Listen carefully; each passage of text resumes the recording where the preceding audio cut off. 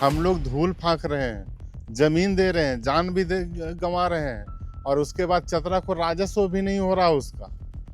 और कोयला उनका, और कोयला जो है सो उनका, और फिर जाकर के कोयला डंप वहीं पर होता है। ये गाड़ी इधर चलती है, लेकिन पूरा राजस्व जो है सो उसका सीएसआर का फंड है वो हज़ारीबाग जाके मिलता है। चतरा के हिस्से क्या आता है? बदहाली जो है सो, और मौत आ रहा है, प्रदूषण आ रहा है, बीमारी आ रहा है, यही हम लोग के खाते में आ रहा है। तो लोग बहुत खुशी में थे कि एनटीपीसी लगेगा, हम यहाँ हमारे यहाँ ये होगा वो होगा, फैक्ट्री लगेगा, कोयला हमारा, ज़मीन हमारा, बिजली मेरे यहाँ और जाए बांग्लादेश। ये भारत सरकार का एक अंग मरा और मार दिया गया, मरा नहीं, धक्के से मार दिया गया। पूरा इलाका टूट पड़ा है, लेकिन पता नहीं, या तो यहाँ के हम लोग राजनीति करने वाले गंदे हैं, या यहाँ के लोग का सोच गलत है, या फिर हमारे जो ऊपर में बैठे हुए हैं वे गंदे हैं। क्या उनके परिजनों को इंसाफ मिल पाएगा? देखिए, हम लोग आज यहाँ पर जो है सो पिछले 48 घंटों से बैठे हुए हैं और हम लोग का स्पष्ट 2 मांगे हैं। आपको सबसे पहले बता दें कि मैं अनशन पे हूँ, मैं भूख हड़ताल पर हूँ और तब तक हूँ जब तक हमारी ये 2 मांगे पूरी नहीं हो जाती। पहली मांग ये है कि जो ये परिजन हैं उनको जो है सो एक सम्मानजनक आर्थिक सहायता मिल जाए। इसके लिए हम लोग सब लोग बैठे हुए हैं, माननीय सांसद महोदय, विधायक जी और क्षेत्र के तमाम गण्यमान्य अभिभावकगण और जनप्रतिनिधिगण बैठे हुए हैं। दूसरा मांग ये है कि हजारीबाग से चलकर जो आती है जो कोल वाहन जो चतरा होकर जाती है, उसको पूर्ण रूप से बंद करना है। जब तक ये बंदी नहीं होगा, जब तक से पूर्ण रूप से बंदी नहीं होगा, तब तक हम लोग इस धरना को जारी रखेंगे। ये धरना तब तक समाप्त नहीं होगा जब तक इधर से कोल ट्रांसपोर्टिंग वाहनों की बंदी नहीं होगी। हजारीबाग चट्टी बारियातों से चलती है और 100 किलोमीटर घूम के कटकम सांडी पहुंचती है। चाहते हैं कि हम लोग इन सब चीज़ों से निजात पाएँ और इसके लिए हम लोग प्रशासन से पूरे मांग किए हैं और प्रशासन जो है सो, इस प्रशासन से ये कहा है हम लोगों ने कि आपका कोई सिस्टम नहीं है, आप लोग का पूरा कोई सिस्टम बना के ही नहीं रखे हुए, नहीं आपके अनुमति या आपको खुद पता नहीं कि गाड़ियाँ कैसे चल रही हैं। उनको खुद पता नहीं है कि यहाँ हजारीबाग से गाड़ी कैसे चल के चतरा से जा रही है। तो उनको इस के माध्यम से जानकारी भी हम लोग दे रहे हैं और हम लोग का स्पष्ट मांग है कि यहाँ से पूरे उत्तर कोल वाहन बंद हो। आज ये इतनी बड़ी दुर्घटना घटी है, लेकिन उससे पहले मैं आपसे एक अलग सवाल करना चाहूँगा कि चतरा जिला जो पूरा कोयल खनन से जाना जाता है, यहाँ बड़ी बड़ी खनन कंपनियाँ हैं, लेकिन पूरा झारखंड का सबसे गरीब जिला है। क्या यहाँ बाहरी से लूट कर ले जाएंगे?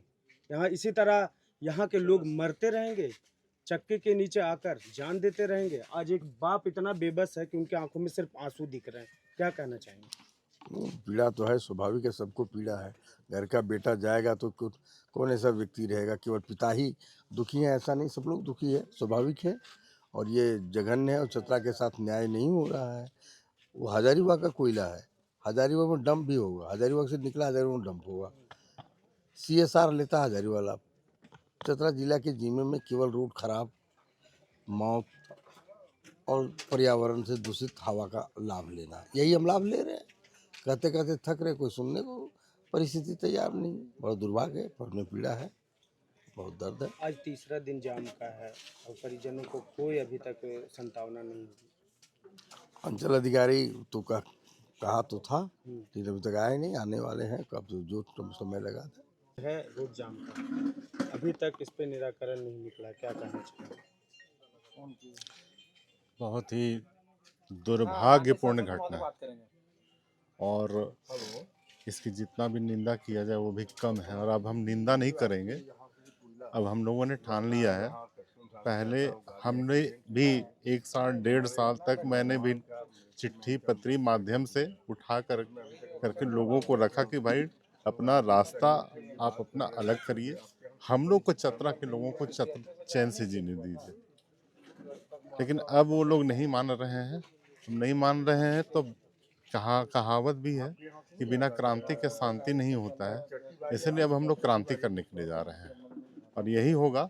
कि अभी तो गाड़ी रोका गया है यहाँ पे। मैंने 2-3 दिन पहले ही डीसी से मिला था और कहा था कि अगर चट्टी बरियातू अपना रोड पूर्वत रोड से नहीं जाएगा जो पहले जिस ट्रांसपोर्ट से चलता था, तब तक हम लोग जो है सो मैंने उनसे आग्रह किया था कि आपको उस रोड उसी पूर्वत रोड से चलाने के लिए बाध्य करें। उसमें डीसी ने भी समय मांगा था, लेकिन फिर तुरंत बाद में ये घटना घट गई। अब तुरंत बाद में ये घटना घट गई तो उसके बाद किसी का भी दिल पसीज जाता है और हम भी बार बार थक गए कि हम जाएं और सिर्फ एक मुआवजा दिलवाने के लिए लोगों के पैसे में बैठूं कि ट्रांसपोर्टर से मैं मांग करूं मुआवजा के लिए। ये कहाँ की नीति है? जिंदगी से बढ़कर के पैसा है क्या? और ऐसे ट्रांसपोर्टर्स जो अब जिनके दिल में रहम नहीं है, तो उन बेरहम ट्रांसपोर्टर्स को अब सजा देने का काम हम लोग संवैधानिक तरीके से क्रांति करके करेंगे। क्या मुआवजा के रूप में उनके परिजनों को क्या मिलेगा? क्या दिलवा सकते हैं? उनका तो सब कुछ चला गया। उनके 2 बेटे हैं। उनके 2 बेटे हैं। हम लोग यही मांग कर रहे हैं कि सबसे पहले तो हम लोग को चट्टी बरियातू वाला रास्ता अलग कर दीजिए।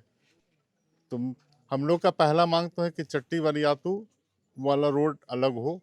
दूसरा हम लोग का मांग ये है कि इनके जो बच्चे हैं उनको नौकरी दिया जाए। तीसरी हम लोगों की मांग ये है कि जो ट्रैकर कैमरा और स्पीड गवर्नर जो स्पीड को कंट्रोल कर सके, अगर और ट्रैकर कैमरा लगाया जाए ताकि कोई भी अगर मार करके भागता है तो उसकी गाड़ी को ट्रैक किया जा सके। ये दुर्भाग्य है हम लोगों के लिए, क्योंकि परसों से हम लोग परेशान हैं और लगे हुए हैं कि अधिक से अधिक इस क्षेत्र के लोगों को लाभ मिले। कोयला एनटीपीसी का पूरा कोयला निकालता है। एनटीपीसी अपना छाई जो है सो हम लोगों को सुंघा रहा है और ये बांग्लादेश को बिजली भेजता है। मैं सांसद महोदय से कहूँगा कि इसको रोका जाए कि ये हमारा भारत का बिजली, जबकि एनटीपीसी को 100 किलोमीटर अंदर मुफ्त बिजली देने का ये कानून बना हुआ है, लेकिन एक भी जगह ऐसा नहीं है जहाँ पर वो दे। ये हम लोगों के लिए दुर्भाग्य की बात है।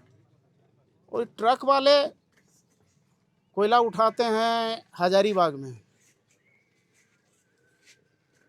और चतरा को पूरा रौंदते हुए जाते हैं फिर कटकमसांडी, जो बहुत बहुत ही गलत है।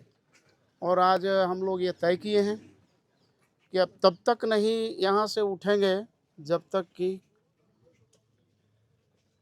ये बात समाप्त न हो जाए कि हजारीबाग का ट्रक इधर से नहीं जाएगी। एक तरफ कोयला वाहन जो हर समय मौत देती है लोगों को, चतरा वासियों को, दूसरी तरफ ये कोयला का डस्ट जो धीरे धीरे लोगों को मार रही है। एक तरफ कोयला वाहन तुरंत मार दे रहा है, दूसरी तरफ से ये डस्ट ये आपको जी आपको जान के आश्चर्य होगा कि झारखंड में सबसे ज़्यादा टीबी के मरीज टंडवा से लेकर के सिमरिया चौक तक निकले हैं। अब पता लगा लीजिएगा, टीबी के मरीज हैं। सब नाक से जाता है, आँख से जाता है, कान से जाता है, मुंह से जाता है, जो बहुत गलत है। और उतना ही नहीं, अभी तो अब हम लोगों के इलाके चतरा ब्लॉक के गांव में भी अब जा कर के वो लोग गिरा देता है, जो गर्दा से हम लोग परेशान हैं।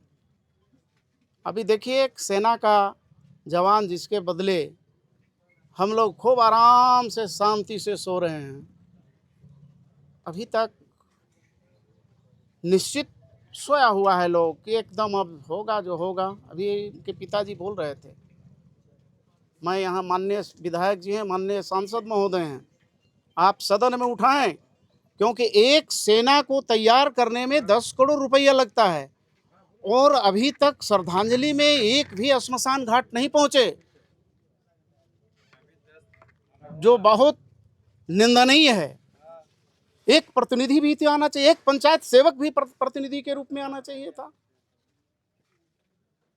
दूसरे लोग मरेंगे तो चलिए कोई बात नहीं, मैं भारत सरकार से मांग करता हूं कि अविलंब रोके कोयला। और मैं आदरणीय एमपी साहब से आग्रह पूर्वक कहता हूं कि इसके लिए जो करना पड़े हम लोग जाएंगे, आपके साथ पीछे खड़े हैं। आप पार्लियामेंट को नहीं चलने दें। आपको याद होगा कि यहाँ पर फायरिंग रेंज लग रहा था। यहाँ के सांसद थे नागमणि, उन्होंने मिट्टी तेल लेकर के सांसद भवन में पहुंचे थे कि मैं आज आग लगा दूंगा, नहीं तो इसको रोको। और आप तो बड़े भाई हैं, विद्वान हैं, काबिल हैं, आपके पीछे छोटा भाई है, आप इसको रोकवाइए। बहुत बहुत धन्यवाद आप लोगों को।